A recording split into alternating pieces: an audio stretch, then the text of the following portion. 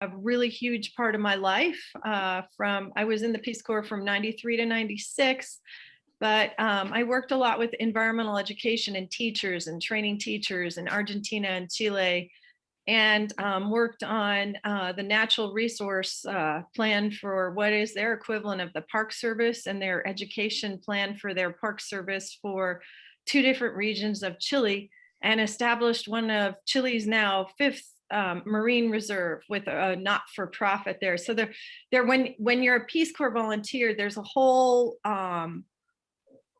plethora of projects a lot of times that you work on. So it's a really great experience. But part of that is, which some of the RPCVs, as we call ourselves, Return Peace Corps volunteers, might be talking to you about, are some of the highlights. And also, just even before that, what spurred you on to become a Peace Corps volunteer? Why did you decide to go into Peace Corps?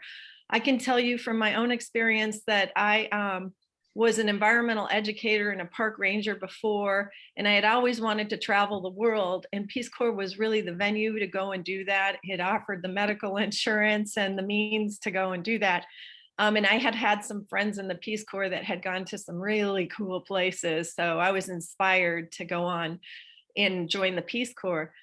But one other thing I wanted to mention was Linda had asked me to talk just a teeny bit before we get started about the history of the Peace Corps. As many of you know, we're celebrating our 60th year of the Peace Corps. It's a big bang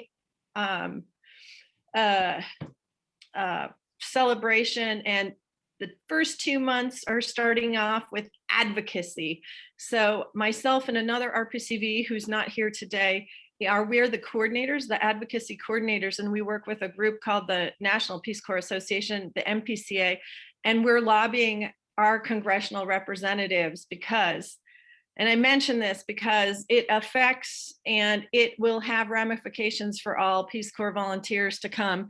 There's a bill, and it's called the Garamendi Bill 1456, and it is headed, it's not on the floor yet, but it's a bill headed off, and it's going to provide all these benefits for Return Peace Corps volunteers and beyond, and while they're in the Peace Corps. So if anyone's interested in that, I can send you more information. It's really amazing. It's a bipartisan bill. And also, just to let you know, Peace Corps, it was starting to be founded prior to 1961, but in May of 1961, there's a very famous Kennedy, JFK, of course, started moving things forward in May, and then it was put into, the whole appropriations of it was put into place in September of 1961. And he did a famous speech, of course, at University of Michigan in Ann Arbor. You can go there and see the plaque, and then bang, Peace Corps was initiated with a group of, in the 60s, actually, they had 10,000 volunteers in various places around the world. And at different points in time, we've had about 10,000 volunteers around the world in the 80s and in the, mainly actually 60s and 80s. And there was another block of time when there were 10,000. Part of this bill is the road to 10,000 and an appropriations to get to that road of 10,000, because pre-pandemic, we were a little bit low. And I want to move forward and let our panelists speak. They're going to be talking about perhaps what inspired them to go into the Peace Corps, some of the highlights, and they're going to talk about some specific programs in the Peace Corps and their projects. And if anyone wants to hear more about, I think on this call, there's another RPCV, Return Peace Corps volunteer. And I'd like to mention also that I'm the vice president of our Return Peace Corps volunteers. We have a group called Desert Doves, and we do all kinds of community service events, and we have actually sponsored some not-for-profits here with money from some of our fundraising, which is really, really great, giving back to the community, that third goal. And I think some of our panelists might be talking about that through the Coverdell program. So let's move forward. Thank you. So we're going to start with Anjali Kim, and I'll let her speak because she did some amazing work down in Colombia, And go ahead, Anjali. Thank you so much, Susie, and thank you, Linda. Thank you so much for everyone coming today. I'm really happy to speak about my service. Yes, so my name is Angel Kim, and I served in the northern coast of Colombia. It was very humid, very tropical. Just to give you some reference, here is this map. Colombia has 32 states. Each state has a capital. So if you see Santa Marta on top, I was an hour and 30 minutes north of Santa Marta. And so I lived in a village of 800 people. And yes, I co-planned and co-taught Colombian English teachers in the little villages. And yes, I am a Coverdell Fellow at the U of A, pursuing a public administration degree. And something that inspired me of Peace Corps, well, I was in a private sector job, and at the same time, I applied to Peace Corps because I really wanted to learn Spanish. And also, I was really involved with Rotary International. So their motto is like service above self. So I really wanted to go back to that. So at the same time I was working in the private sector, I was waiting for my application to be going through because it was like a year process at that time. And the highs, um, I wonder what's in the next slide. Are there pictures of? Yes, there we go. Thank you so much, Linda.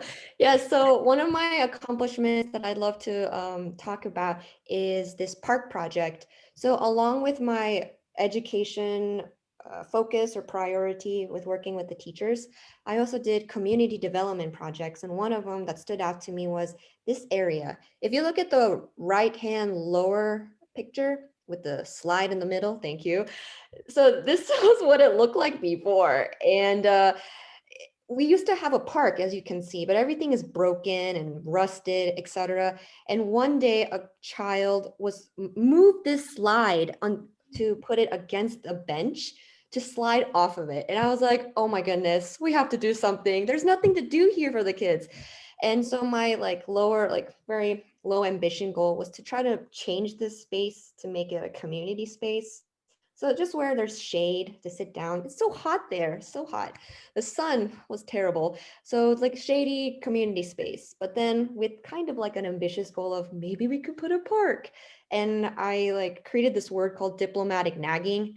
And definitely went away with nagging with like anybody and everybody to see if there was money to try to create something. And thankfully right behind it you'll see banana trees.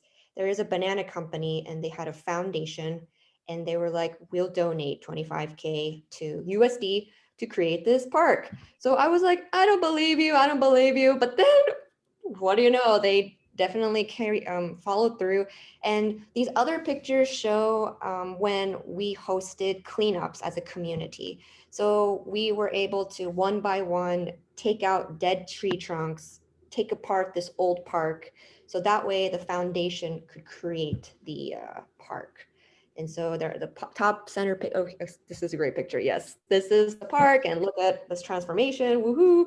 And yes, these are my lovely team who helped me with the cleanup and all those things. And yes, I know I have to also talk quickly about the fellowship.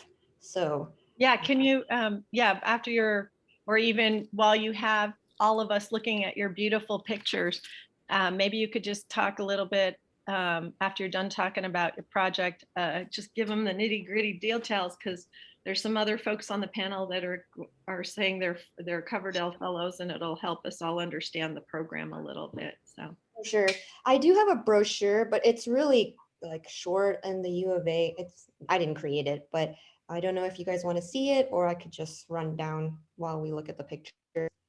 yeah, that'd be great if you can just Okay. run down a little bit. Sounds good.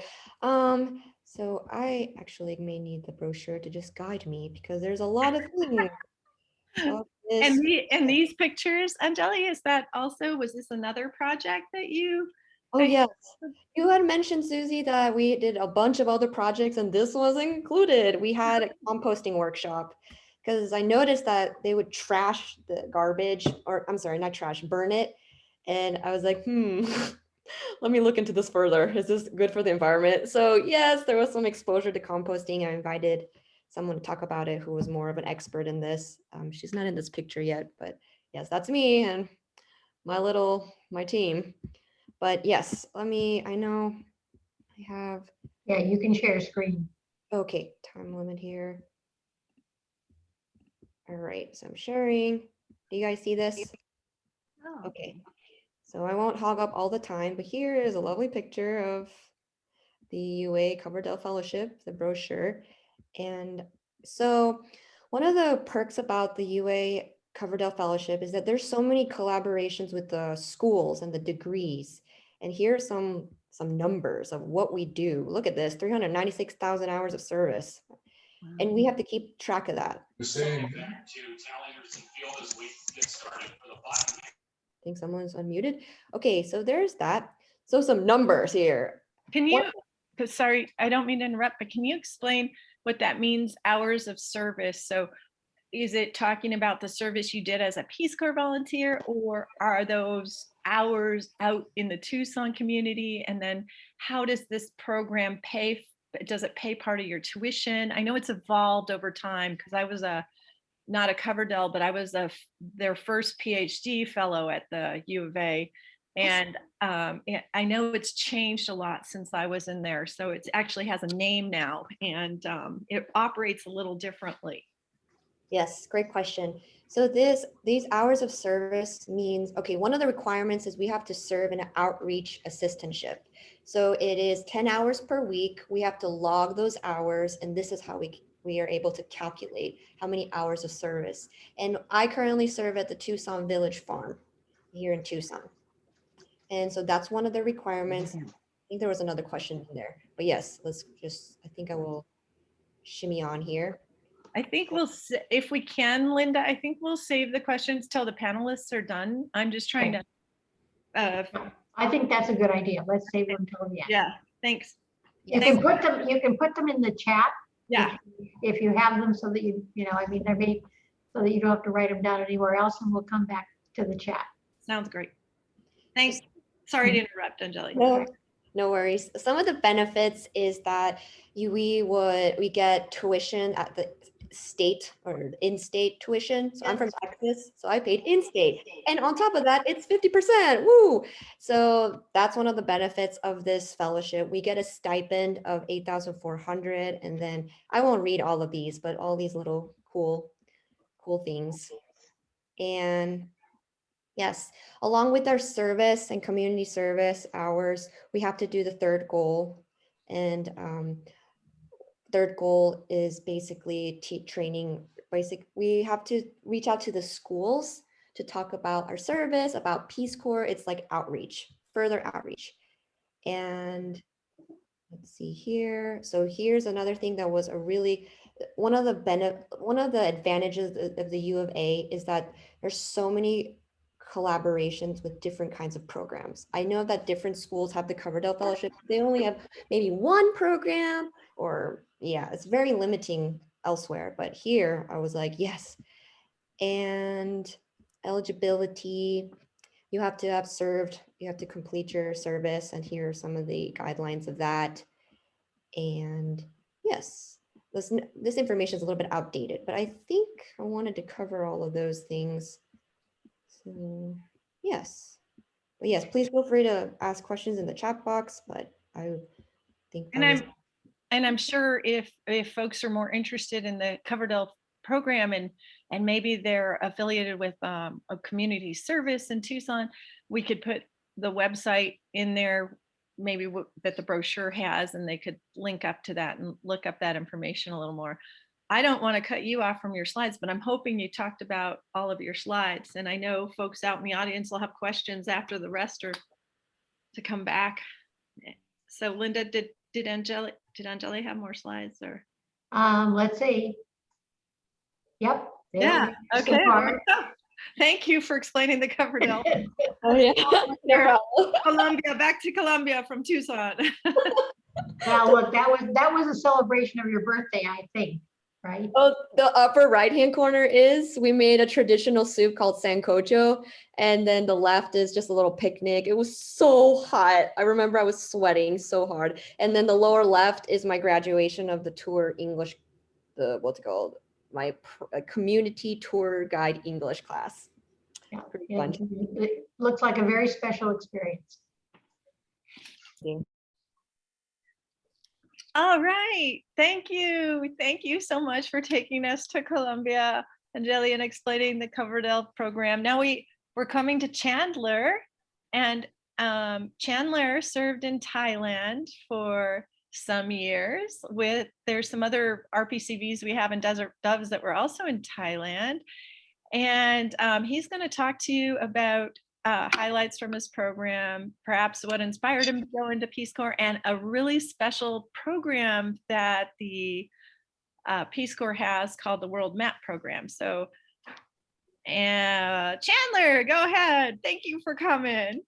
Yeah, thank you so much for having me, everyone. I hope you can all hear me all right. I'm actually calling in from my parents right now. So my name's Chandler. I am also a Coverdell Fellow, and I'm in development practice. I'm getting my master's in development practice at the University of Arizona, and my focus is on climate adaptation and disaster risk reduction.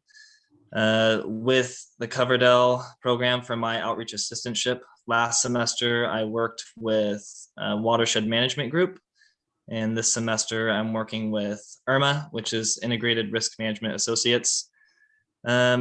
So yes, I was in Thailand, and I lived in 3 different spots. So I served there for 3 years. My first location was over on the border with Myanmar.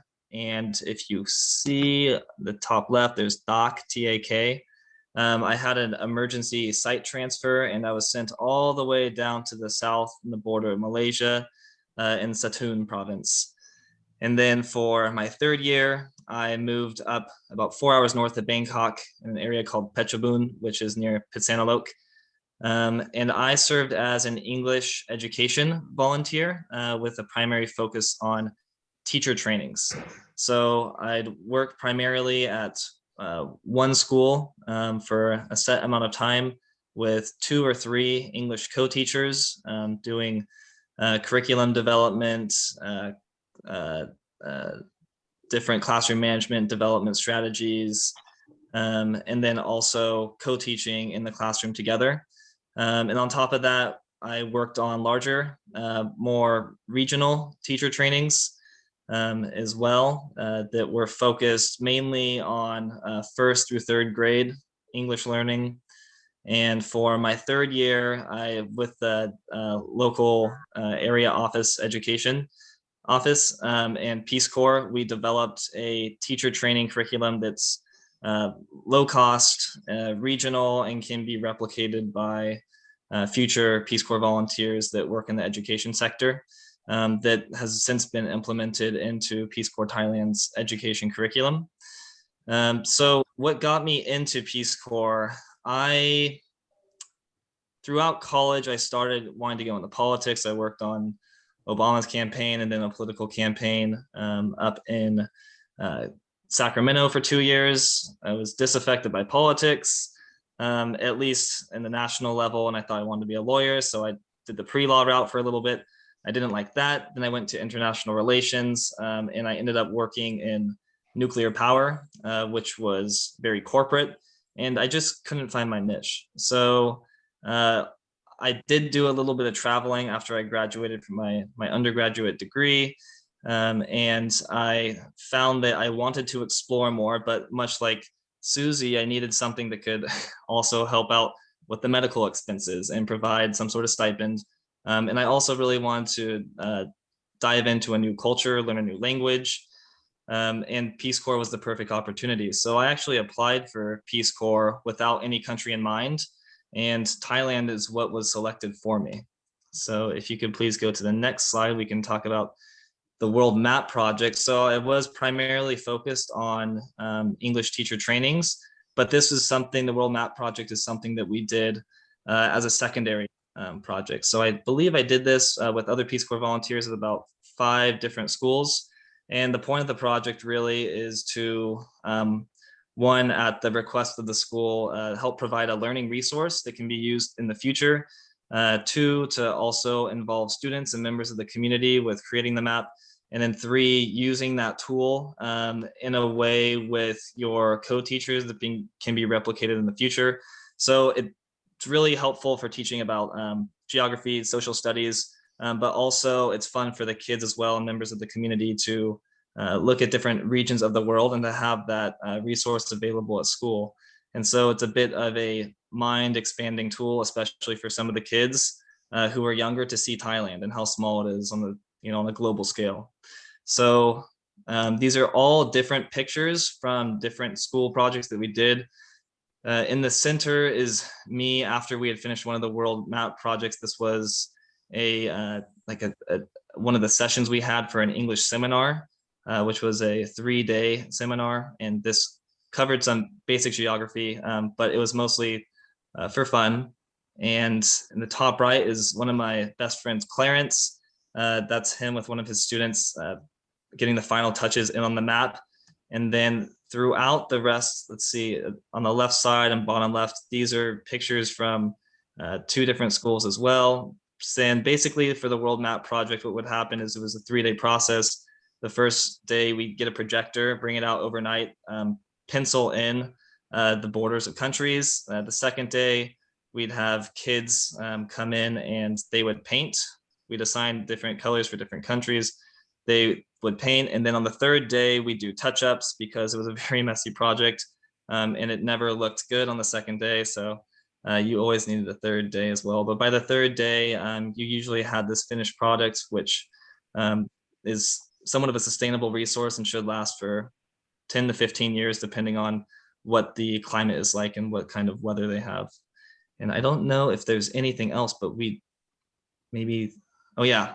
And here's a picture of one of the teacher trainings that we did in the Southern Province. So this is a regional teacher training with English teachers from about, I think, 15 or 20 different schools. I did this in collaboration with 4 other Peace Corps volunteers.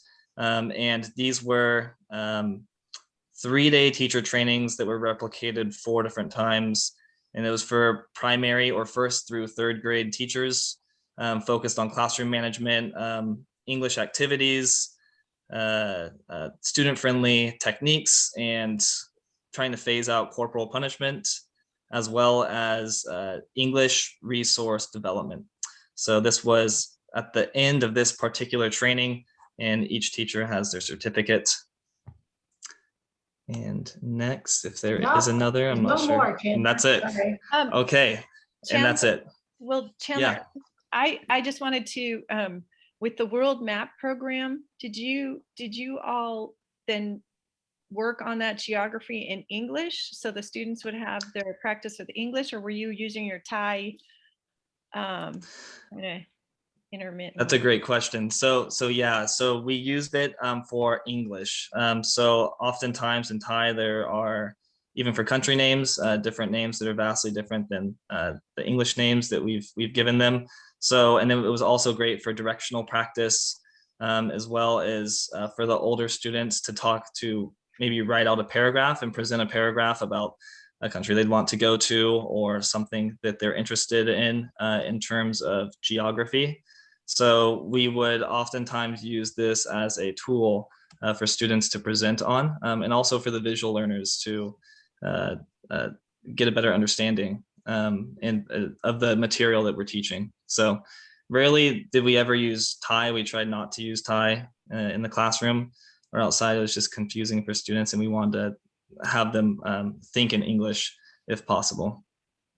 And I know things have changed a lot in the Peace Corps. And when I was in it in the 90s and the mid 90s, we didn't have a world map program. Was this something that developed closer to when you went into Peace Corps? Was it a Peace Corps volunteer sitting out there somewhere? And then it just kind of was this idea that boomed. And now it's like a package, a sort of curriculum that goes with volunteers, and they get it during their 3-month in-country training, or do they train you? Yeah. So actually, it's a secondary project that wasn't exactly given to us during pre-service training, but it was, I believe, developed in the 90s in Central America. I might be wrong about the location, but it's never been a mandated objective of the Peace Corps. It's more so been something that, you toss around the idea with a counterpart and they show interest, or the principal and they show interest, and then you get the community together. And we applied for small grants for each of these. I believe in total it was maybe about 1,000 baht, which came out to like $30. So for paints, brushes, rollers, we just applied for small grants. But what was kind of cool was that a lot of the English teachers that were counterparts of Peace Corps volunteers, even though they were spread out throughout the country of Thailand, which is about the size of California, they all stayed in contact. So when the first world map project was finished, they started sending pictures through group chats, and then it just kind of caught like wildfire.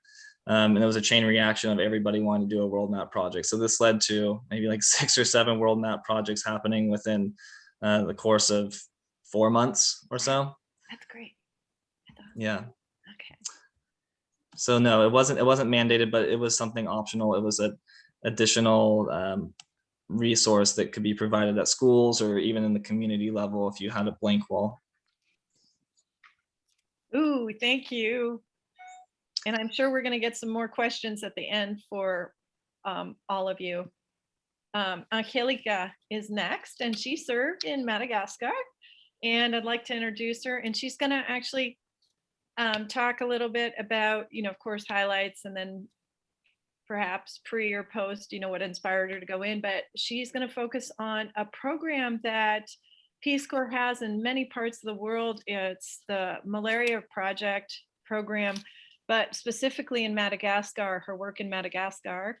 And go ahead, Angelica, I don't want to take up more of your time there. So thank you for showing up and participating in this event. Yeah, not a problem, Susie. Thank you for having me, everyone, and for giving me this time to be able to present and just to talk about my service. I love talking about it. So yes, my name's Angelica. I served in Madagascar from 2016 to 2019. And my service is going to be a little bit different here because I was a healthcare advisor, and just to kind of like go into my background and why I wanted to be in the Peace Corps first, that kind of links up with me being a healthcare advisor in Madagascar. My undergraduate was a pre-med focused program, very specific into hard sciences and the medical field. And as I progressed within my undergraduate, I found that the clinical practice was not where my passions lied. And I wasn't quite sure about the Western system. In fact, I was starting to do other experiences within my education. So I studied abroad in Japan for a little while and in India. And I really liked those experiences that took me out of my comfort zone, that made me question health decisions and health definitions. So how do we even define what health and well-being is? How does that link with tradition and values and language and diet? All of those types of things. And so I really, at the end of my undergraduate, I was focusing on perspectives on perspective and how that either brings bias into clinical care and how we treat patients and diagnoses, or how that impacts other people's lives. And again, like I mentioned earlier, and their health decisions. And so really I went into the Peace Corps because I thought to myself, well, how can I have an experience that gets me even further into a culture where I'm really immersed and I can really understand what certain barriers might be to why they're not able to access certain resources, or what kind of ailments or diseases or illnesses are more prevalent and why are these things happening. But at the same time, just as Angel and Chandler said, I was very interested in having an experience that would have me learn another language, because expressing yourself through language is a very interesting thing, with how much that ties to who you are and how you identify. So yeah, that kind of took me to to look into the Peace Corps, and Madagascar actually was my #1 choice. So unlike Chandler, I didn't just say, hey, you can put me everywhere. I was thinking, gosh, Madagascar has this really unique blend of culture because it's isolated from the rest of mainland Africa. So it does have certain parts of African culture that are really embedded within the island, but they also have Asian influences very heavily on the culture. So they have this weird blend going on, and it's a very safe island that eats a lot of rice. So I was like, I can do that. Anyways, so I worked a lot with maternal childhood health and water sanitation and hygiene. And instead of kind of reinventing the wheel, although I did have some projects that were only through the Peace Corps, which I'll get to in a little bit, I worked primarily in collaboration with a lot of NGOs that were active within my village or within the district. And that brought me to do a lot of growth monitoring of children under 5 and distributions of supplements, vitamins, and vaccinations. And then I also worked with latrines, building latrines, using safe potable water, washing your hands, and talking about communicable diseases such as malaria, ARIs. So the pictures that you're seeing are kind of blended.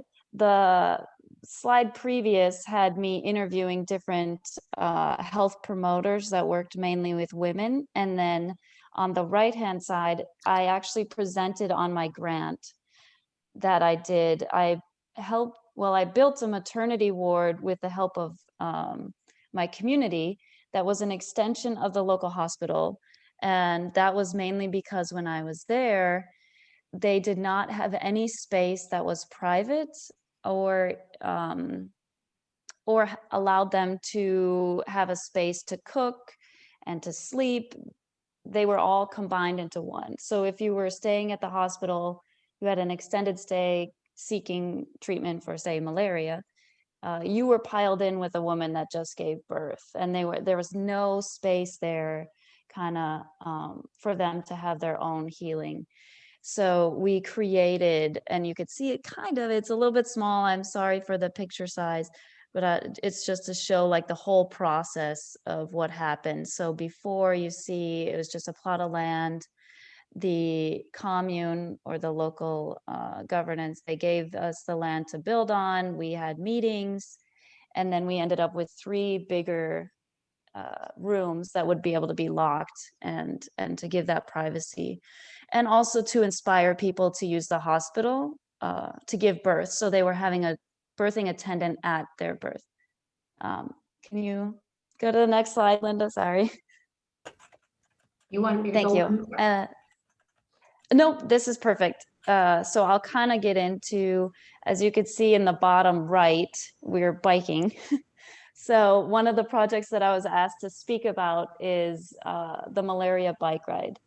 So I went to an actual conference on this within the capital of Madagascar. And then me and another volunteer decided that we were going to, for the first time, establish a malaria bike ride throughout the entire east coast of Madagascar. So we collaborated together to do this, and I was responsible for the southern portion of the east coast, and she was on the northern end. So what it was about a little bit under 2-week trip, and we covered over 200 kilometers.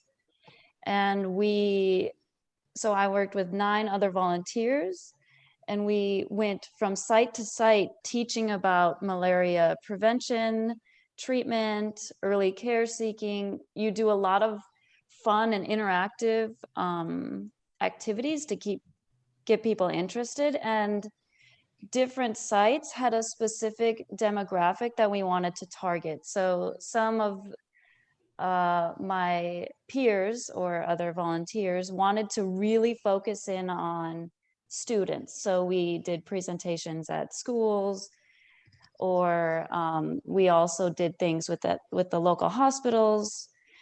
or really kind of, we went to markets. I mean, you go anywhere where you can see that there would be a big gathering where you can get a lot of people involved that are excited, and you can teach it in such a way that it will be memorable. So that's kind of what I did there. And if you have any questions, please ask more about that. The top picture on this slide is actually, I did a lot of work as a translator for different medical missions and initiatives. This one was actually in my 3rd year. So I extended my service with an NGO called Catholic Relief Services. And in this picture, we are interviewing people to kind of understand, it was called Underutilized Indigenous Foods. And we were doing an assessment to see what the perceptions were of foods that were indigenous to the area, and kind of trying to get a nutritional value or estimate on those foods, because we were hoping to promote them in our nutrition programs. So oftentimes, kind of a setback to teaching on nutrition is it's not always accessible to people, and it can be very expensive depending on where they're located. So it's hard for them to, yes, the lesson might come through as in, okay, we need to eat carrots, but I'm not going to spend 1,000 ariary, which is their local currency, on 1 or 2 carrots when I need to feed my whole family, right? So it's got to be something that could be sustainable. Can you go to the next slide, Linda? Sure, there you go. I'm not, yeah, okay. And this picture on the left-hand side kind of shows growth monitoring and the process of that. So for children under 5, you're weighing them pretty much every month, and you're taking their measurements. So I was taking a height measurement here, and that's checking for stunting. So in stunting, a child might be, when you look at them, you might perceive them as being normal in their development, but they're stunted. They're very short for their age group or bracket.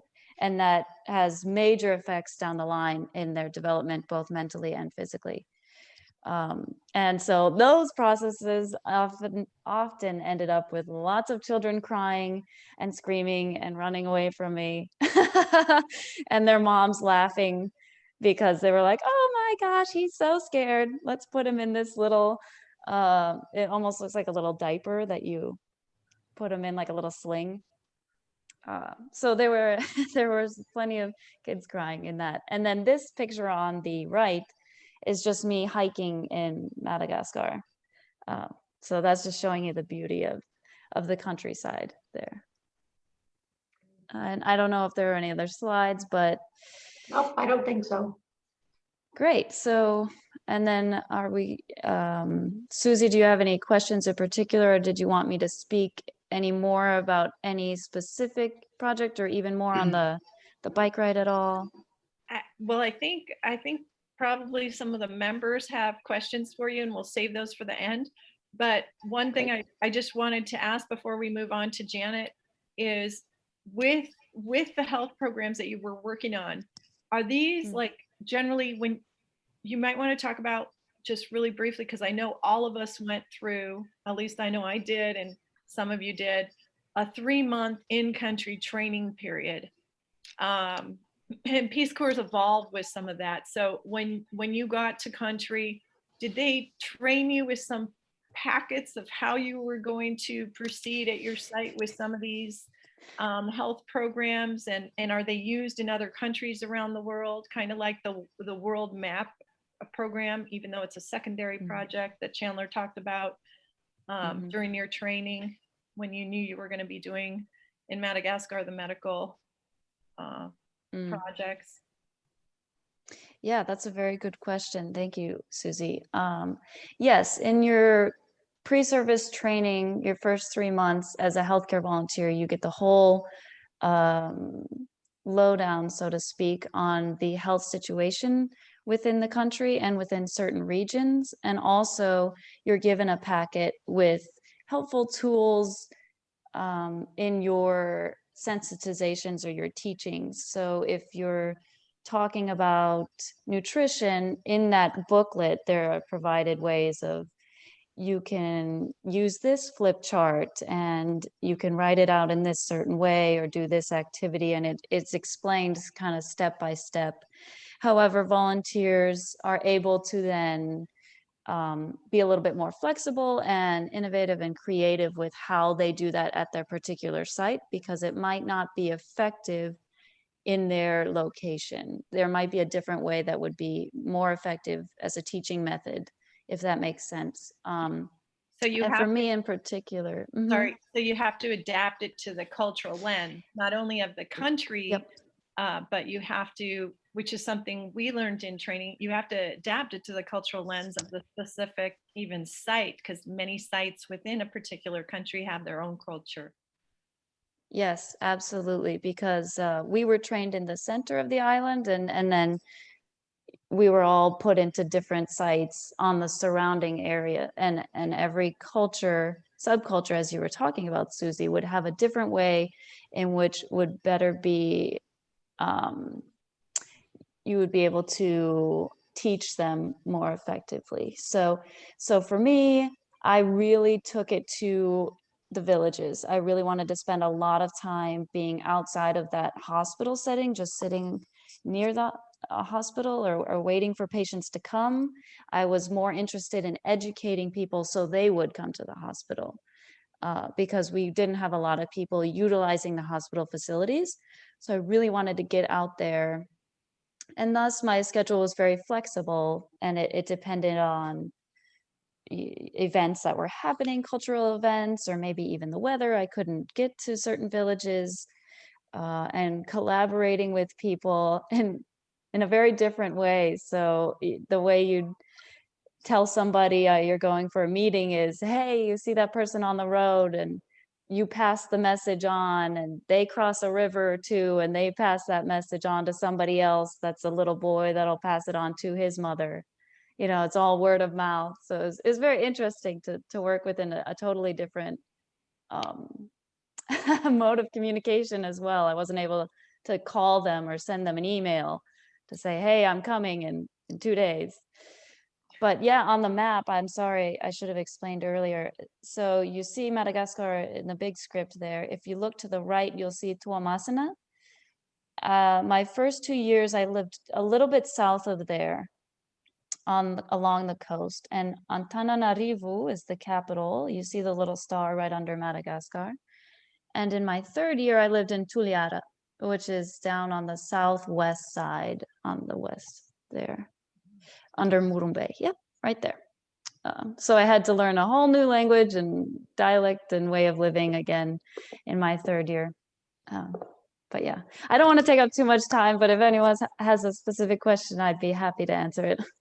Yeah, Thank you for the time. yeah, thank you. And I'm sure we're going to get back to everyone who's spoken. There'll be lots of questions about also just some of, like, Chandler extended his service as well, and he had to actually, I know, in Thailand, learn some different dialects and actually some different religious cultural practices. So these are questions some of the folks might have in the chat. And so thank you so much for speaking about Madagascar. We're gonna move to another area of the world and talk to Janet. I actually want to say I first met Janet as the president of our Desert Doves, our Return Peace Corps volunteer group, years ago. And we met during one of our meetings, and Janet has had a gamut of Peace Corps experience where she served in Mexico, and later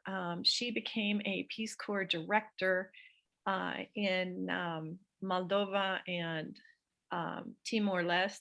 And I'll let her speak a little bit. And maybe Janet, as Peace Corps director, I know I asked you this in the email, if you can talk about Peace Corps response a little bit also, because that's just generally, and maybe in the countries where you were directing, you worked with Peace Corps response volunteers. So I'll let Janet take it away. Thank you. Hi, thanks everybody. Fascinating to see all the recent volunteer projects from the RPCVs. Great presentations. I really appreciate your sharing them. it takes me back. I'm going to try and be brief because my Peace Corps experience spans just under 10 years and covers 4 countries. So like Susie said, in Mexico, I started in Mexico in 2007, and I was one of the 21 volunteers in the 5th group to go to Mexico.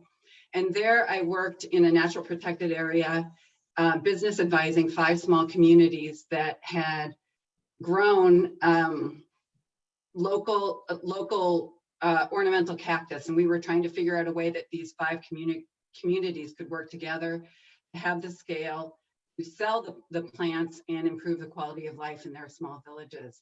That was about 3 hours north of Pachuca in the state of Hidalgo. And in my 2nd year, they moved me to León, which is a big city, big commercial city. And I was working for the Mexican government's, essentially their science and technology department. And we were working in the shoe and leather industry. And we were trying to come up with supply chain methodologies so that small scale shoe producers in Mexico could actually make shoes in Mexico cheaper than the shoes that were coming in from China, because imports on China's shoes were going away shortly in the near coming future. So with that experience in Mexico, well, let me go back to what inspired me or motivated me to join the Peace Corps. I was a mid-career professional. I was a director of supply chain in a Fortune 100 company. And a few years prior to my leaving that to join the Peace Corps as a volunteer, the Wall Street Journal had done an article on baby boomers retiring early and sharing their professional experience overseas. And that inspired me to think I was going to retire early, 55, and do that same thing. In the coming years in my corporate career, we had project after project for 3 years in a row of redesigning the organization and laying people off. And after 3 years of doing that, I was very burnt out on the experience. So I decided I would, I was still young enough to go do the Peace Corps experience and come back and get back in the career ladder. So, but once I did my volunteer experience in Mexico, I never went back to the corporate life. I started looking at leadership roles in the Peace Corps. And one of the requirements to be a country director was you had to live outside the United States for 3 years. So after I finished in Mexico, I requested a 3rd-year transfer to a different country. And Ecuador and Costa Rica both offered me positions after that. So I chose Ecuador, and I spent a year living in the south of Ecuador, working with honey producers and a women's group that took recycled paper and made paper and then made gift bags and cards and books out of the recycled paper. And so after that, I started working on my application for country director. And one of the Return Peace Corps volunteers mentioned the process of applying to Peace Corps. Back in 2007, when I applied, it was long and you didn't have choice. You went where they put you. And I found out in 2010, 11, that applying to be a country director was just as onerous as trying to apply as a volunteer. So through a little bit of luck, I actually ended up getting offered the country director position in Moldova about a year after I started the process of applying. And I went to Moldova in 2012. And the program in Moldova, they have, at any point in time, or for the most of the year, they've got about 125 volunteers. And it was a fairly established program, 60 some years. They've been bringing volunteers in. And we had 4 programs at the time in Moldova. We did English education, we did health education, we did community development, and we did small business advising. And I know from staying in touch with them now, they've winnowed that down to 3 projects. They've dropped the small business advising there. But really amazing experience. The local staff on the team were incredible, very dedicated, very motivated and inspired by what Peace Corps was doing for their country. So I was there for 2.5 years. And then they asked me to transfer Timor-Leste. Timor-Leste had been a program for a couple of years, and then when the military and the police started fighting in Timor, they pulled everybody out of all the volunteers out of Timor, and we were coming back to restart the program some 4 or 5 years later. So you see Dili at the top there. That's the capital, and that's where the Peace Corps offices were. But we had, and we tried to, for the first couple groups, we kept volunteers pretty much in that kind of central circle, not too far out on the coastline. So when I arrived in Timor, we were in the process of hiring local staff and meeting with local partners to try and figure out what kind of program we wanted to establish, where there was energy on the part of the locals to work with Americans, and how we wanted to set up that program. And while I was there for about 2.5 years. Peace Corps contracts are 5 years in total. And while I was there, we brought in two small groups of volunteers to train and place out in the villages of Timor-Leste. I saw one of the brief comments chats there, and you're absolutely right. Moldova, even though it's the poorest country in Eastern Europe, much more progressed, let's say. Going from Moldova to Timor-Leste was a night and day experience. Timor still had, well, when they had battles with Indonesia, as the Indonesians were forced out, they destroyed infrastructure on their way out. So roads were destroyed, power lines were destroyed, infrastructure was very minimal. So electricity supply was iffy, water supply was iffy, roads were terrible. Everything, almost everything you need there had to be brought in by boat. And with no infrastructure, that's cold chain storage, it was a pretty grim situation in Timor. And I think Angelica was talking about stunting. Timor has the highest level of childhood stunting and wasting in the world. And so our program, our initial startup program, tried to hit on 2 key points. One was nutrition education to try and improve that stunting situation with the children, and a little bit of small business advising so that families could afford to improve the nutrition for their families and their children. So these pictures, the one on the far left is me talking with one of our first group of volunteers, her host mother, when we went out on a site visit. And the one in the middle, Timor was a really cool experience for me because in the startup process, we used a lot of Peace Corps staff members from other posts around the world. This picture, we had the gentleman I have my arm around, he was from the Moldova team. He's a Moldovan working in the Moldova office. We have somebody from Nepal. We have somebody from Armenia. We have somebody from, people from staff, and somebody from Ukraine. So we were able, and Cambodia. So we were able to tap into some of the experienced staff members from other posts around the world and give them short-term assignments to really help us get our training down, our system set up, our host country family screening down. It was a really incredible and rewarding experience there in Timor. You wanted me to talk a little bit about Peace Corps response. Let me shift that. Peace Corps response was something that Peace Corps started probably during the time I was in Mexico. And so that was about 2007. And what they were finding is they wanted to attract more experience.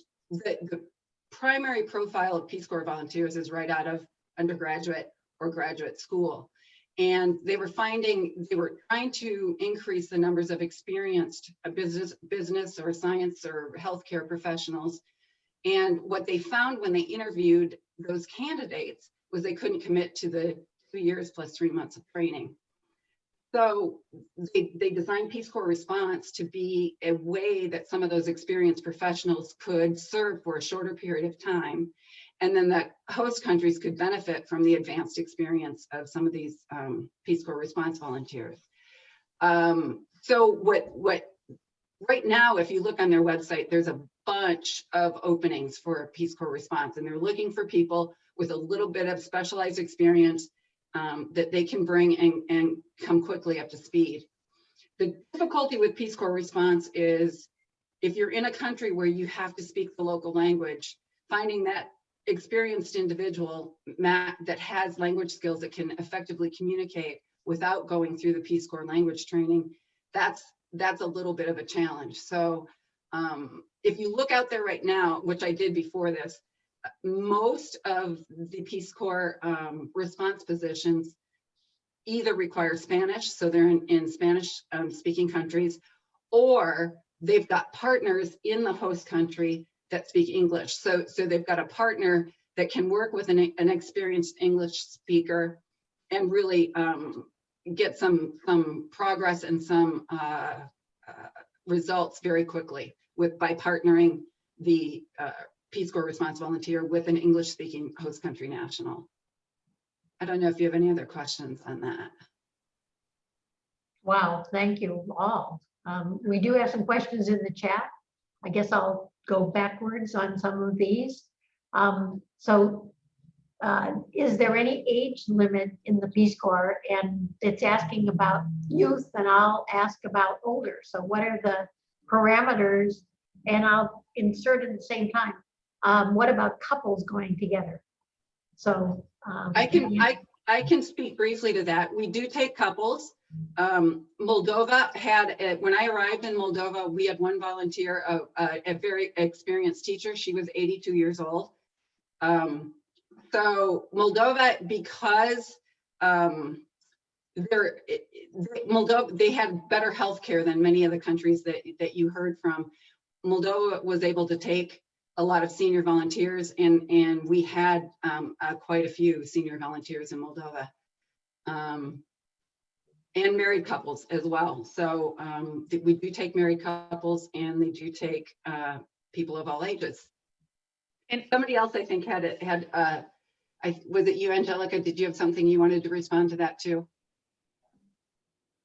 Oh, I mean, I can. I think Angel wrote in the chat to answer the question. But yes, in Madagascar as well, they did accept people that were engaged, not married. And I'm not sure about Moldova or any of the other countries, but I know for sure in Madagascar they had that. And as Janet was saying, I did have someone that I served with that was 72.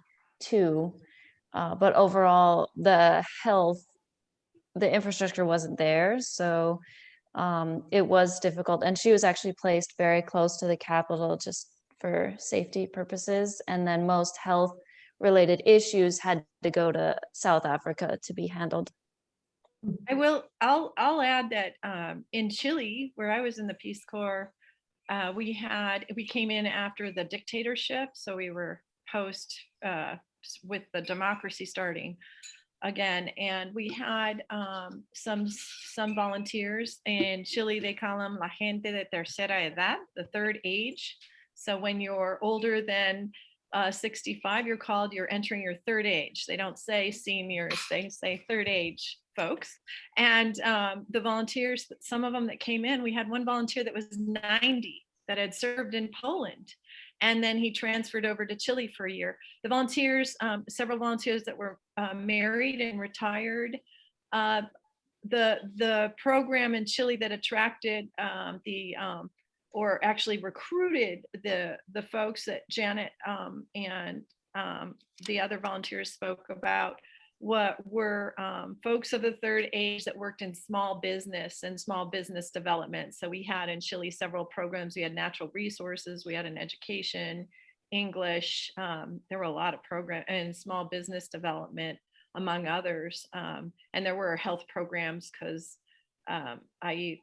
there's some in Argentina and Chile, there's some health issues with hydatid cyst disease and Chagas disease. So anyway, I'll add that for the Southern Cone. And I don't know, Chandler, and I know there's areas of Thailand that could be easily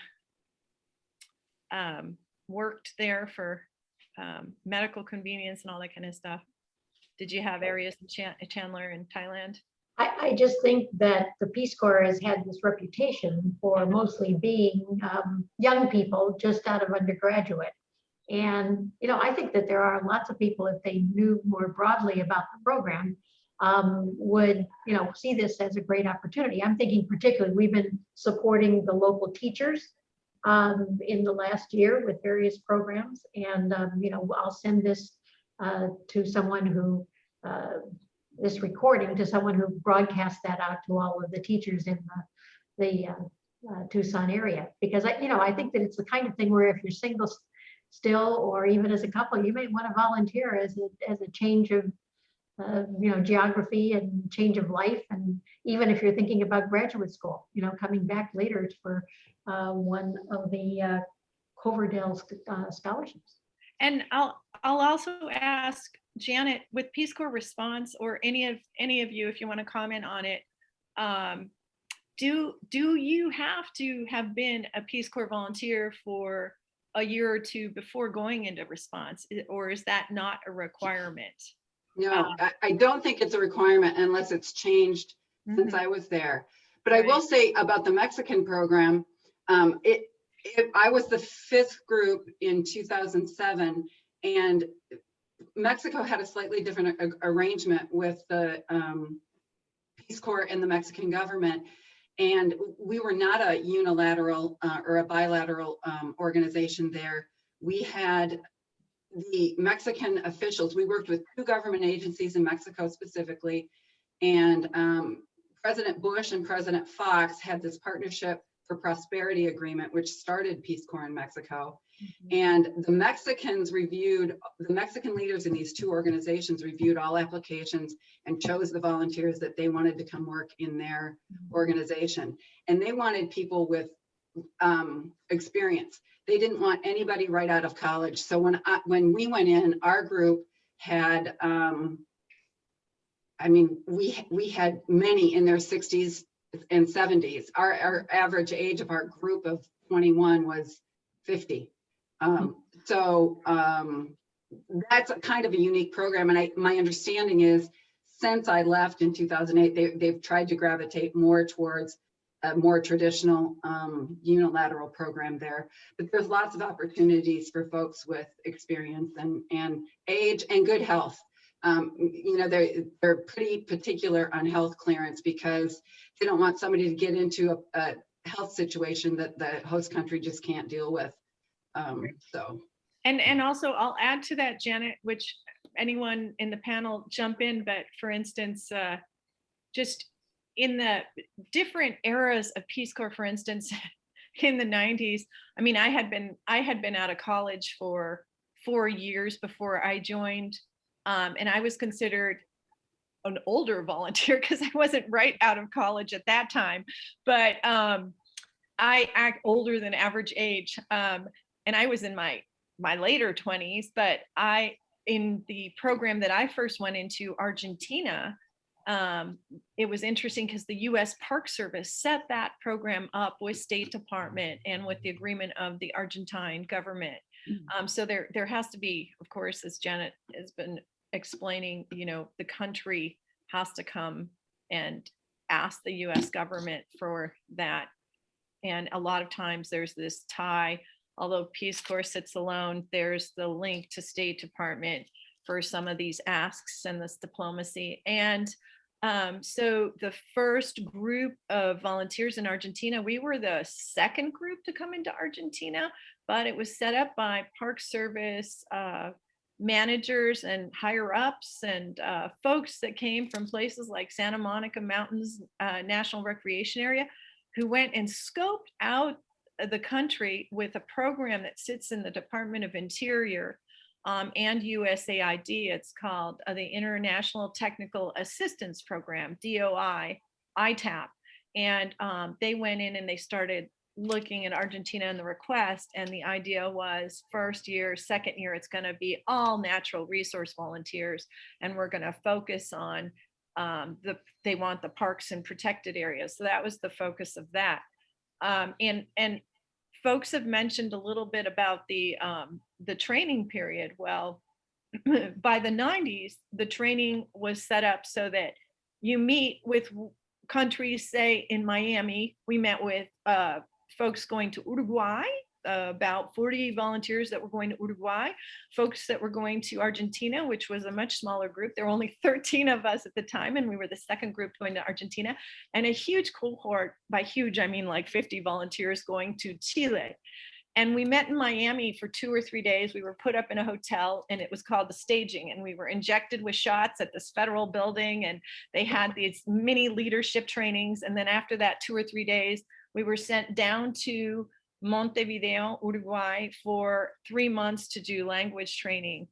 For those of us that were already fluent in Spanish, we got to do other cool cultural things, but we had to come back for the medical training. And during that period of time, you're set up in the capital, usually with host families, where you live with the host family. During that 3-month period of time, the Chilean volunteers weren't with us, but it was interesting because those first groups, like Janet's program in Mexico, it wasn't necessarily a little different than Mexico's, because the volunteers weren't mostly above 50 or 55. They were folks that had worked professionally for a couple of years, and they weren't fresh out of their undergraduate degree. So, but it was unique how Peace Corps sets up some of these programs in different parts of the world. And anyway, I don't want to get too far off, because this is the panel's time to talk about more recent times. But a lot of this, for those of you asking in the chat, also for future volunteers, I know from my advocacy work in DC right now that there's going to be a big push to get that added for 450, making the money, asking for asks at the Hill level for more funding. But the first focus of the years are really going to be focused on health projects because of the pandemic. Yeah. There's going to be a big focus on health to try and get that money from Congress as part of the package of the Garamendi Bill 1456. So anyway. So I think that the question was answered about, do the governments of the countries where the Peace Corps volunteers go, do they support this? And it appears from the chat that that one was in fact yes. Okay. Also, someone asked, are the projects continued, or how are the projects continued from the outgoing Peace Corps volunteer to the incoming volunteer? And then I've got more questions at the bottom, so we're gonna do short answers here as we go along. So who wants to talk about the how do the projects get carried on from one to the other? I can answer for Thailand. In Peace Corps Thailand, we rarely had volunteers that would continue directly after another volunteer had left. Typically, if a new volunteer was to return to a site where an older volunteer had served, there'd be about a 3-year gap. And that was for both sectors in Peace Corps Thailand, which is education and youth and development work. And they primarily did that to reset expectations of the volunteers. And I mean, that was the main reason that was done. However, for 3rd-year volunteers, you could continue at the site of someone else if the community was willing and wanted that volunteer to serve there. But I do know, and I think Angelica, maybe in Madagascar, there were continuations. Yeah, actually, that was dependent on the incoming volunteer. So I knew of some that their predecessors were not able to finish a certain part of their project. Maybe it wasn't built by the time that their service ended, and they were working on an infrastructural type project. And there were some volunteers that took that on and that ensured that the project went through to the end and sent pictures, and they collaborated in certain grants. As far as mine, so I was a second volunteer at my site. And for her, my predecessor, I really did a lot of monitoring of the project that she had done and was sending her updates on that. And then the girl that was after me was able to tell me. So I explained about how I had that grant on building a maternity ward. And so she was able to then, she would tell me, oh, hey, this isn't being used in the right way, or this is happening. And I was able to, especially because I extended my service in Madagascar, I was able to remain in contact with the local officials and then make sure that things were flowing all right, and revisit my site to evaluate after 6 months. But yeah, to answer your question, it depended on the volunteer, the incoming volunteer in Madagascar specifically. Well, I would imagine it depends on the skills of the incoming volunteer versus the outgoing volunteer too, because they're not always the same. There's a quick question for Janet. Do they speak Russian in Moldova? No, their national language is Moldovan, which is essentially Romanian with a Russian accent. Oh, great. Okay. And I had a question. Is there a vaccine for malaria? Because I know how prevalent it is in Africa. Many of the people that I worked with through the Global Women's Leadership Network. In the places that I worked, there was no vaccine. You had to take there were 2 different medications, prophylaxis, that you had to take if you were in a malaria rich country. Yeah, well, actually, yes, right. Because I visited India and we had to take malaria to try to avoid it, but there's no vaccine to do that on a continuing basis. No. And it's very prevalent in many parts of the world. Right. Yeah. Let's see. Oh, so glad to hear that many of the projects now will be related to COVID.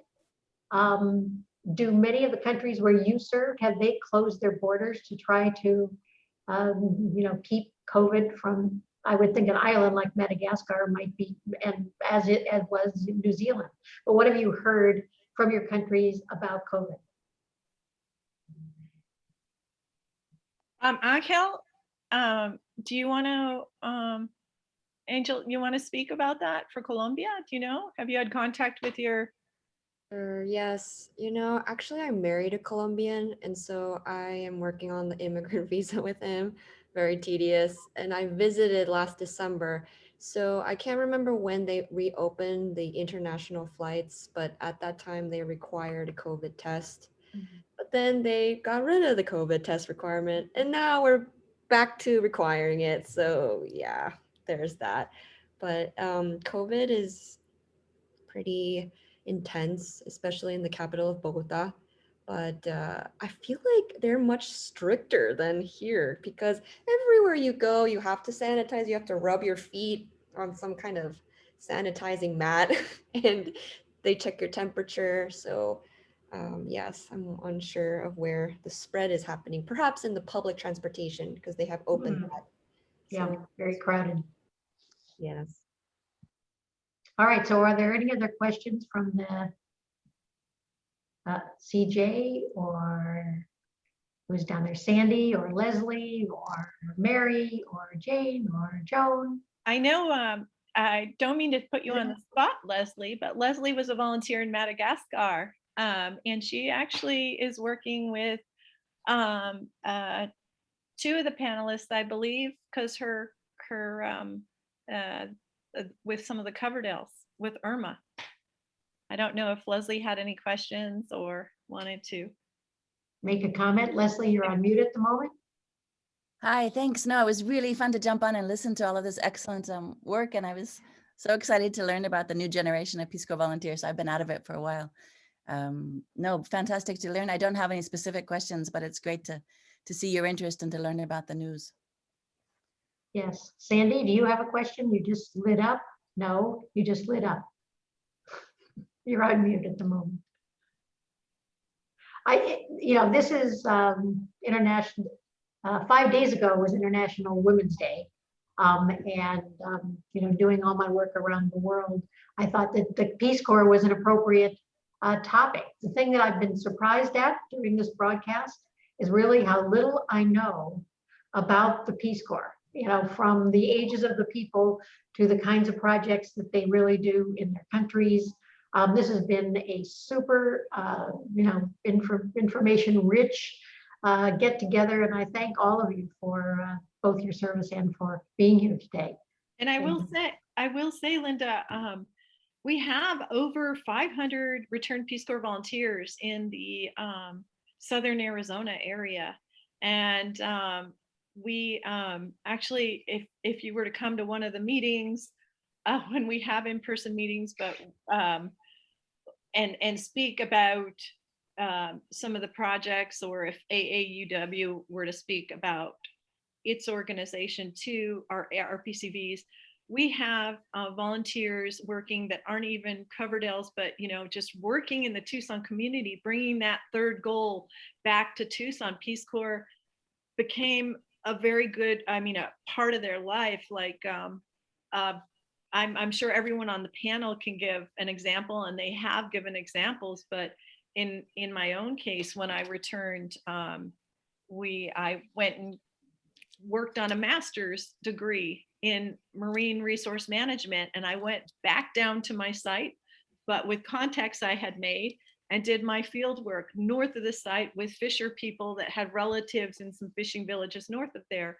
And then I went back, and I actually, bringing that goal even back further, when I worked for the National Park Service as an employee, I worked with the international office, and we signed the first memorandum of understanding with the Chilean Park Service, and started to bring managers up to US parks. And there was folks that went down there, and then later, it's been a 30-year experience, because then I went and did my PhD, and I did all my field work for years up in the region where that first park was set up that I had worked on 25 years ago. So that spans, I think, happens with a lot of us, or whether we are married to someone in the country that we served, or and it continues with family ties back down to the country, or continuing to go through and work with the Peace Corps itself. So that is part of that third goal, and we continue to do that, I think, for the rest of our lives. I don't know if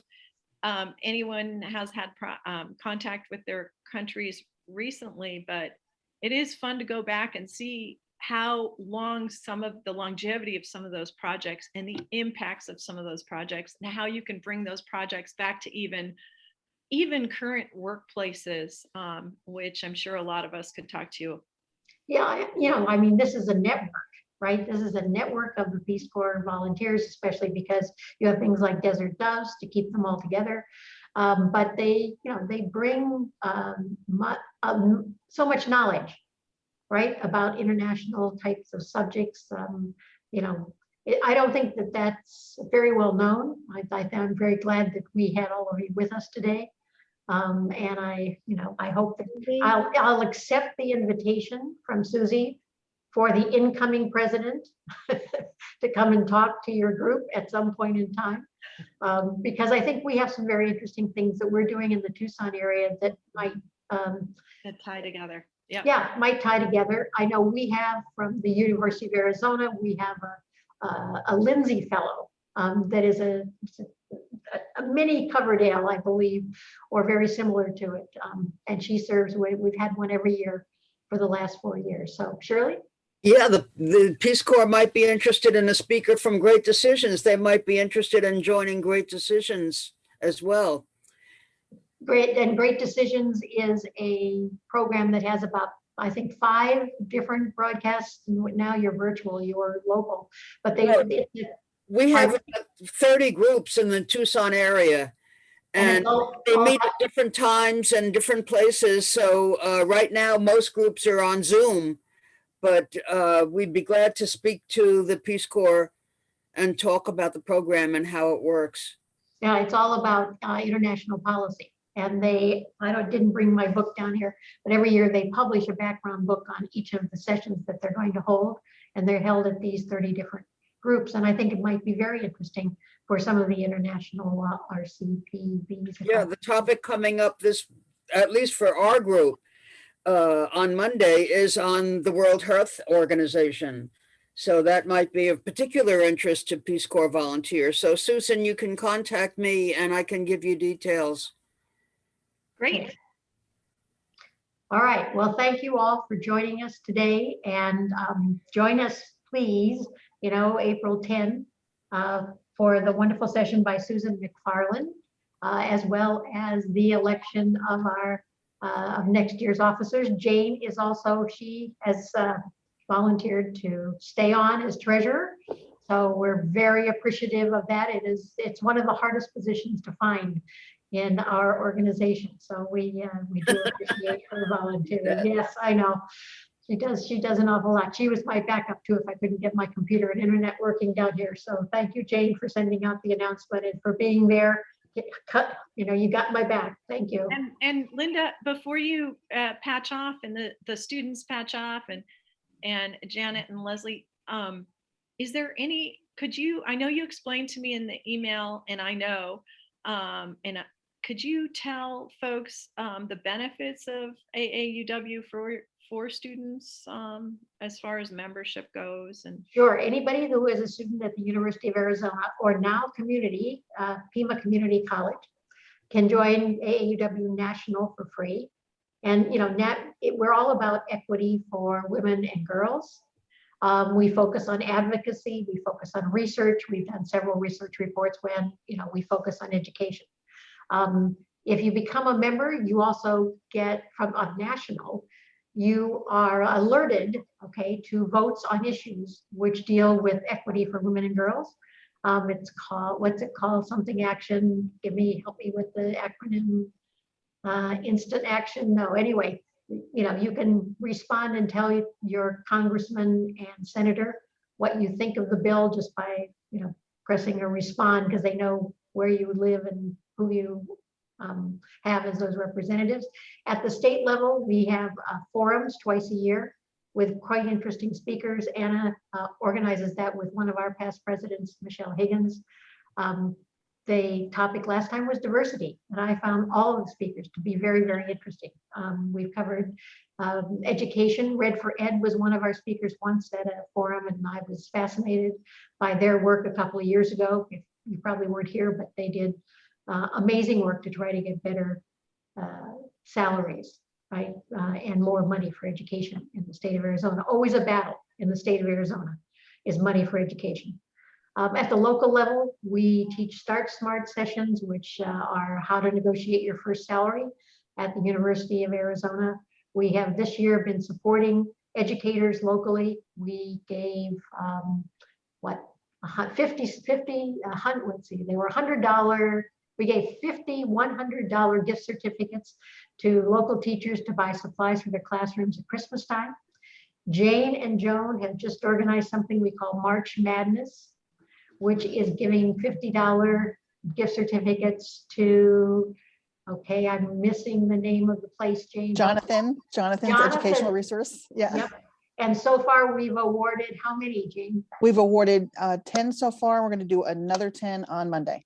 And we have how many that have we fulfilled our goal yet?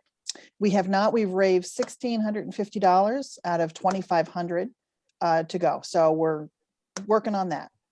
Okay, well, I'll put in another 100. So you're at 1,750, Jane. Okay? Thank you. Yep. And we have lots of things. Some of them are dependent on personal interaction. We usually have these as luncheons where the speakers can meet us in person and we can meet each other. CJ, do you have something you want to add?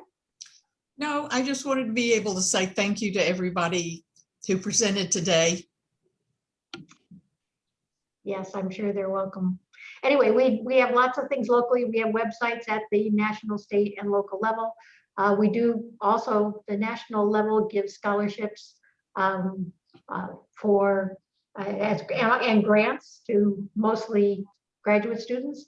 We have an endowed scholarship at the University of Arizona and one that's growing at Pima. So we do that kind of work locally as well. So, anybody have any questions? I have 10 messages I haven't been able to scroll down to, so I'll stop here for a second while I look. Okay. Anyway, thank you all for joining us. It's been a wonderful, wonderful time. We appreciate all of you. Thank you. Thank you. Thank you. Thank you so much. Yes, thank you so much for the opportunity. I appreciate it.